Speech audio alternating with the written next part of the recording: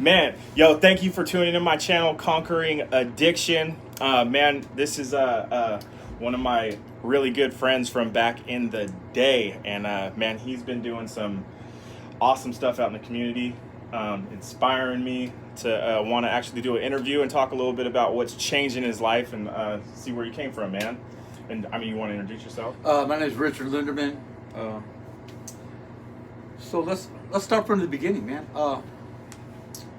My childhood, for me and my brothers, man, was a violent childhood.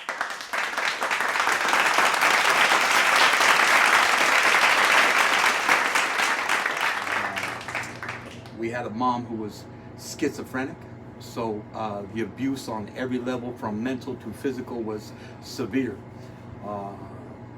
She tried to kill me when I was 4. That part of the family. From that point on, it was, I don't know, a typical kid acting out, you could say. By the time I was 12, I was in active addiction. By the time I was 14, I did my first sentence in maximum security. 14? Yeah. What, like Green Hill? No. This was in Montana, in a facility called Pine Hills. Okay. So I was sentenced to 3.5 years for something I didn't do. 8 months into it, they found out I didn't do it, and I was released. You was already messed up in the head by then. Exactly. Yeah, you know what I'm saying? Yeah, you was ready to rebel. And that's what I did. You know what I mean? Yeah. Hey, due to the fact that I grew up in violence and then wound up in a facility where violence is the norm, I achieved greatness. You know what I mean? Yeah. On that level. Yeah, no. You know, I was slinging dope in junior high. That's just what we did. You know, all throughout high school, you know, it was nothing but incarceration, dope game, and violence. You know what I mean? Violence was the cure-all. Yeah. Drug addiction, it wasn't even so much the drug addiction at the time, it was the game itself, it was the lifestyle itself. If you wanted something, you had to, we didn't, there was times where we worked, but the hustle was so much easier. It was quick money. Even throughout my marriage in my early 20s, man, it was filled with violence. You know what I mean? I was a working father, husband, but on the weekends, you know, I like to get in bar fights, man, and knock people out.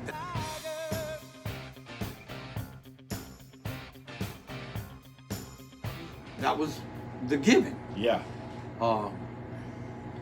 After my marriage, you know, when I got deep in active addiction and reached a level in the dope game that caught me my first prison sentence for commercial delivery and manufacturing and weapons charges. And, Yeah. that was. Did I meet you after you got out from that? Yeah, you met me after I got off my my federal. Okay, yeah, because I remember when I met you, bro. Like you did Fed time, bro. But your name, I remember, like your name, like like people knew who Rich was. You know what I'm saying? Like your name was out there in the streets. Fat and sexy. Yeah. Fat ass. Oh, it's all good, man. All Get right. it, man. So Just yeah, be you know. So nicknames. I figure like this, man. If you're gonna be in the game, you need to achieve greatness in the game. If you in the joint, you need to achieve greatness in the joint. I adapt to my surroundings, right? Mm-hmm. I just got out 4 months ago, right? Yeah. I took it upon myself to. I was angry. I was high on drugs, and I pulled the trigger. Now, when I turned myself in on that charge, I was wanted for assault, 1 attempted murder.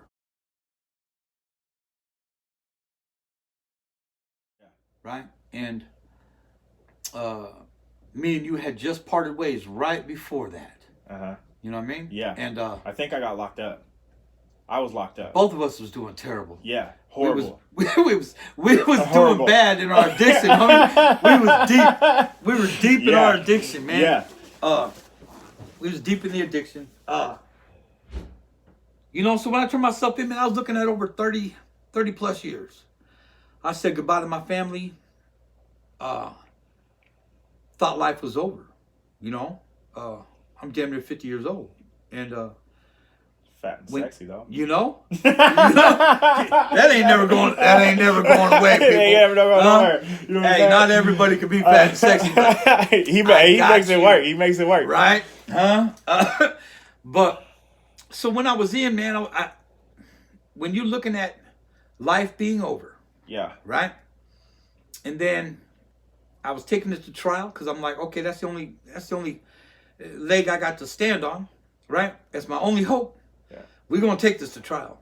And then they reduced the charges, right? So I wound up with 8.5 years, right? So I just did a little over 7.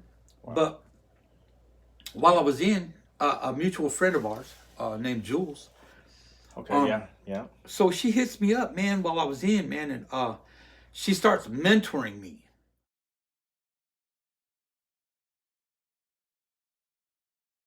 Right? As in friendship, wow. Christianity, life-changing alternatives, right? Yeah. Now, and I was so institutionalized, you know, because, you know, out of those 7 years, man, over 3.5 of that was spent in IMU, you know? So I found comfort in violence. I found comfort in segregation. I found comfort in just in prison. You know, I just spent 16 of the last 20 years in prison. Yeah. You know, let alone all the time before that, man. And most of my life has been incarceration. And she told me, man, she said, you know, you have to find, you need to be uncomfortable, right? Yeah. Wow. I mean, period. Yeah. And because I finally made it to a camp. I ain't never been to a camp. No way. And okay. right off the chain, the sergeant and the CUS of the unit, well, they were shocked that I was even there, right? Yeah. And they voiced it that they didn't even want me there, right? And I understand. Understandable, you know what I'm saying? Because my actions while I'm in are convict. Okay. You know? Yeah, no, I get it. But my first week there, man, I asked the higher ups, you know, superintendents, everybody, man, lieutenants, everybody. I said, look, man, I don't even think I was there. I think it was my 5th day. I said, look, man, I need you to send me back to the joint, right? Because I can't do this. Yeah. You know what I mean? But Jules was like, hey, man, if you can't handle being around that setting, right? Mm-hmm. How are you even going to survive out here in the real world? Yeah. With real life situations, with, you know? Yeah. And she was right. And, you know, so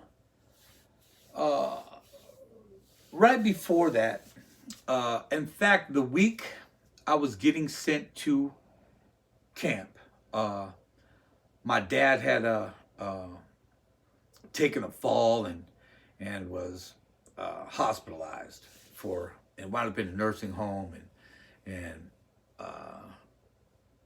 so my parents, you know, they needed assisted living and in-home care and all that, and but I had made them a promise that this was my last bit. Okay. I promise you I'm gonna change. I can't do this no more. Yeah. Right? So while I was in, man, I took, they're going to hate me for this, but I can't remember the name of the program. I took this program created by a convict who, he caught a murder charge, first degree murder charge at 17. He's now in his 40s. Yeah. He created this program and he created these questions and it deals with victim awareness, chemical dependency, and one other thing, right? But the question came into play was, during your addiction, right? Or the things you were doing, right? Yeah. That you think are a victimless crime, do you feel that those were truly victimless crimes? Do you feel you don't even have to commit a crime during your act of addiction? Yeah. Did you victimize anybody beyond yourself? That's good. Right? Yeah, that's good. And I thought about that, right? And he said, he goes, bro, your family, your friends, people who love you have become victims due to your actions, right? I thought my addiction, I'm hurting me. You know what I mean? But when I really truly absorbed the fact that I made my family, the people I love, victims, right? Yeah. It's like I don't want to make my daughter a victim. I don't want to make my grandson a victim. Yeah.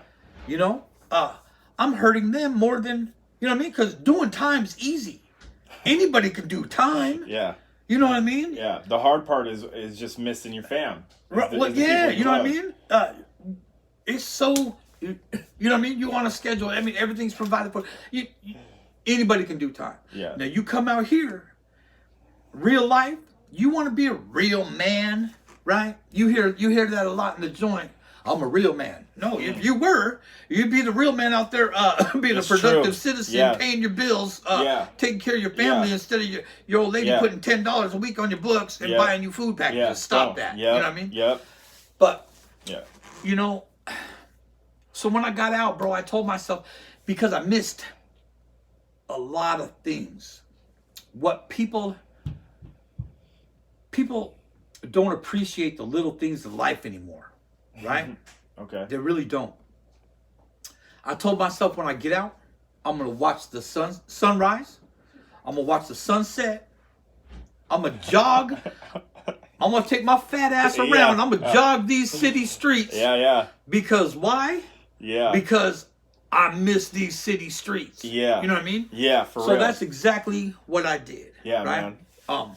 You know, I noticed too, real quick, man, about like those small things you talk about, man, is whenever I get sidetracked from the small things, and I'm always trying to worry about, you know, the future and the bigger things, man, I'm actually missing out in the moment. You know what I'm saying? Like, but when you can actually enjoy the small things in your moment, you're getting it all. Yeah. Yeah, man. Because it's not about, you know, a lot of people get so attached to their phone or to all the material things, right? That, man, talk about a phone. When I see people post pictures of their cute little baby, I'm the dude saying, "Oh, you know what I mean? That's beautiful." Yeah. When you show pictures of some gorgeous scenery, man, I appreciate that. I did voice this recently that I have a hard time eating with a fork. And this is going to sound stupid, but if you haven't done time, we don't have forks. You have sporks or a spoon. Yeah. I'm relearning how to properly eat with a fork. You know what I mean? Kind of like the chop suey sticks, man. Yeah. You can't get it. I've never gotten that. Never. You know what I mean? That. Hey, tell me about and from incarceration to inspiration. Right. Like what's the vision on that? So, incarceration to inspiration. Did I say it right? Yeah. Okay, I saw incarceration to inspiration. All right. So, that is me and my bros who are all ex-cons and recovering addicts. We're giving back. We're giving back to the community that we tormented for a long, long time, right? Yeah. Now, it's showing others like us, you know, that this is what's possible if all you got to do is just do it. It's so simple. I haven't been working. I haven't. I'm on. Okay, I'm gonna tell you like this. I feel that I am on a journey of my higher power. Come on. Right? I'm not gonna get all religious on you and all that, but my higher power has put me on a path. I used to be the guy that dictated my path, right? And when I dictate a path, it's always wrong. So what I do now is I accept the path and I play my part in the path. I don't try to dictate the outcomes of whatever. Yeah.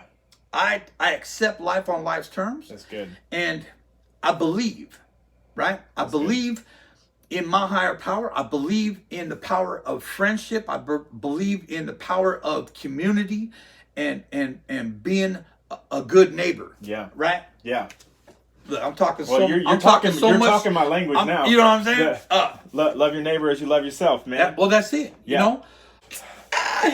But, so we've been, when I say we've been doing things, it's everything from, So what was the most recent thing you did, man? Because that seemed like it was a day that took a lot of your time that you sacrificed for other people, man. That was what was really inspirational for me. Me and my bros, we pay forward. If like my bro Joel Watson, he gets donations or kickbacks or whatever it might be. He pulled from his own pocket. We believe in creating smiles, right? All the way down to the simplest thing as saying good morning to somebody, right? I mean, giving somebody, you smile at somebody, you never know what that person could be going through. That person might, their parent might have just died. Yeah. Right? Yeah. And you give a person a smile, man, and when you see somebody smile, it makes you want to smile. Yeah. I mean, they're contagious. It is. It's contagious. It really is. Yeah. And it feels good to me to give back. Yeah. Right? When I can do for others and not worry about myself. Right? Yeah. It's so enlightening. Yeah. Right? It's empowering. Yeah. Hey, we starting a project. Me and my bro Mark McKee. He's waiting on. We're waiting on some city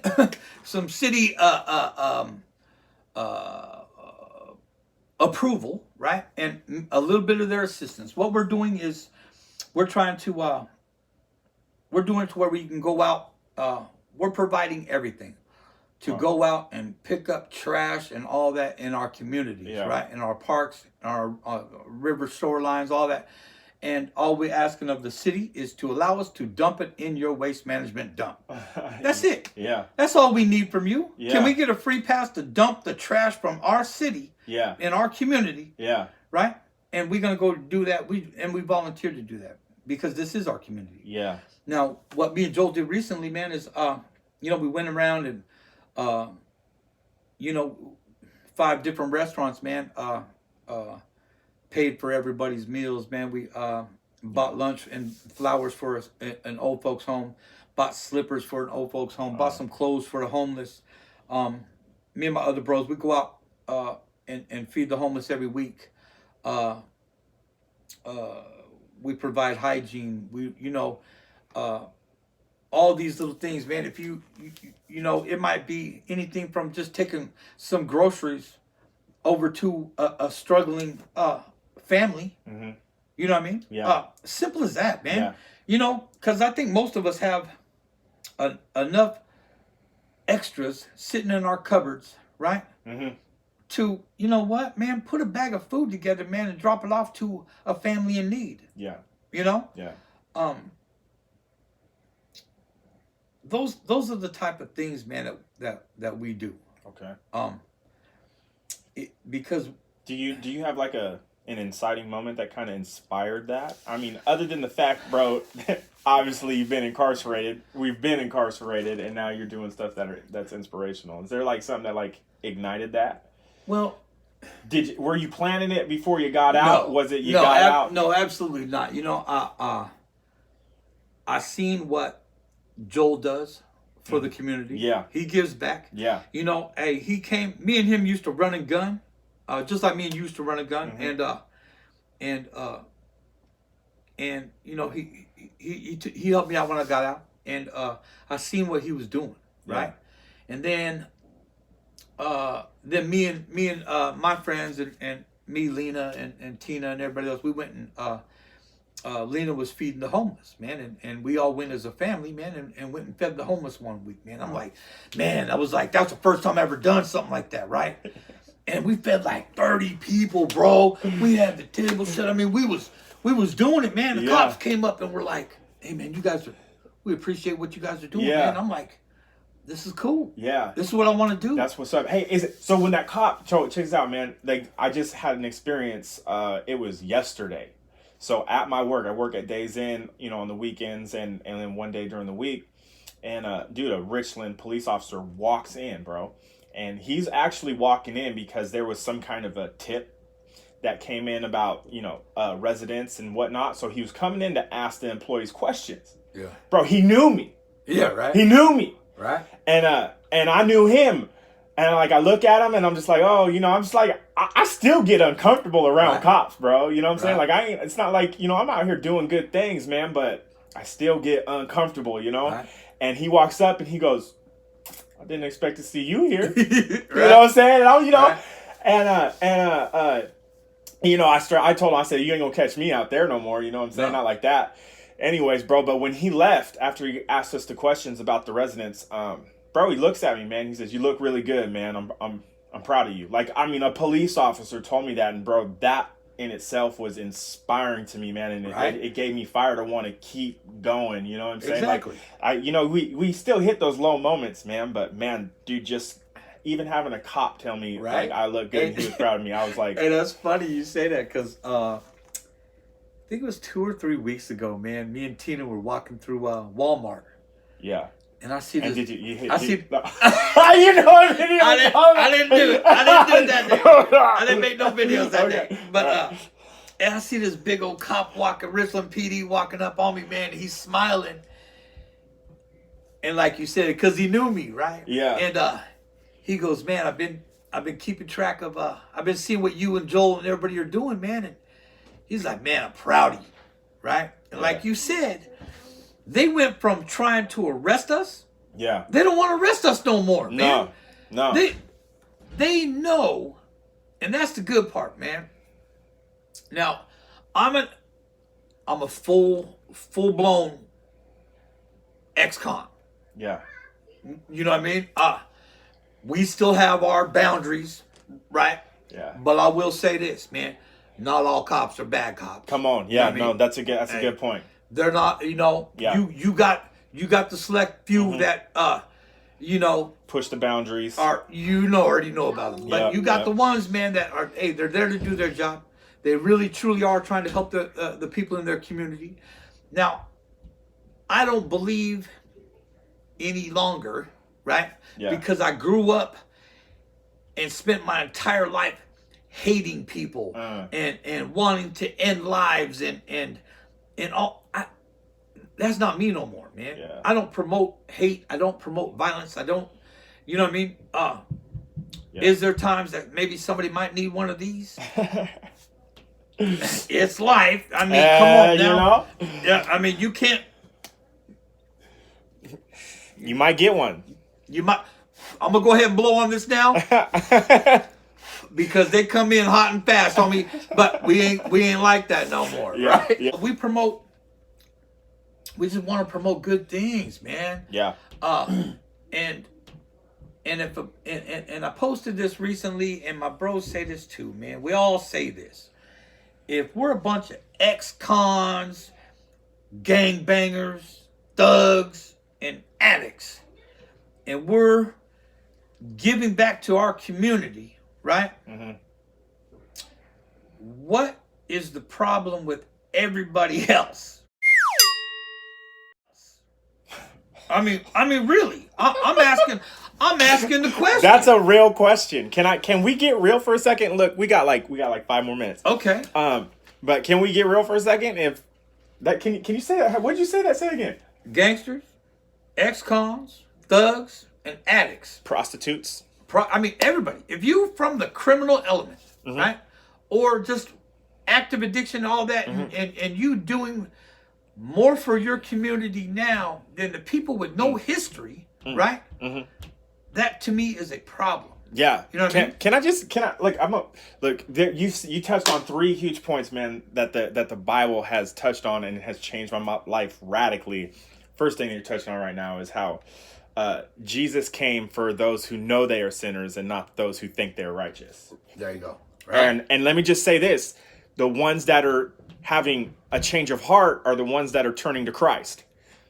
Right. Whoa. And now, so you said this earlier too, man. You're talking, what did you say? Oh, man, your higher power, bro. You believe, man, you're just falling in line with what's happening in life, right? Like, you're not trying to take control anymore, man. And the psalmist, King David, he said, look, be still. And I think he was writing, just leaving Psalms for, his legacy, man, for people to know what it was that he was doing in his life with his higher power, which is, God, man. And he wrote, be still and know that I am God.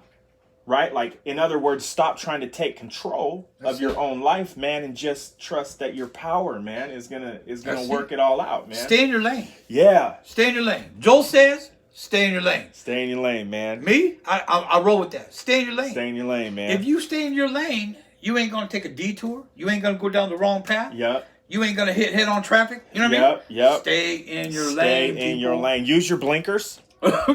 Make sure your brake lights are working. Hey, know some hand signals or something, man. You know what I'm saying? Hey. Oh, man. Oh, bro. And so let me just, dude, I just want to say this too. Like, bro, there's this story of this woman. So Jesus was sitting in the temple. Rich people with money were just dropping in, large amounts of money for their giving out of their wealth. And then this poor lady comes and puts her only 2 coins in the giving box. And Jesus says, I promise you, she gave more than what the... Absolutely. You know what I'm saying, right? Bro? And I'm just, man, you said it, bro. Like, you get something from it. Yeah, absolutely. You get something from it, man. There's something spiritual that happens, and bro, I really believe that it's one thing that we can do that helps us conquer our addiction. Yeah, absolutely. Yeah. Hey, man. I got to give a shout out to Mark McKee. Mm-hmm. Mark McKee is we did time together, man. He's been doing big things. He's a believer in Christ, and he does big things in this community. And he's been turning me on to all these outreach programs, man, and giving back. On the other end of things, man, and he's doing big things, man.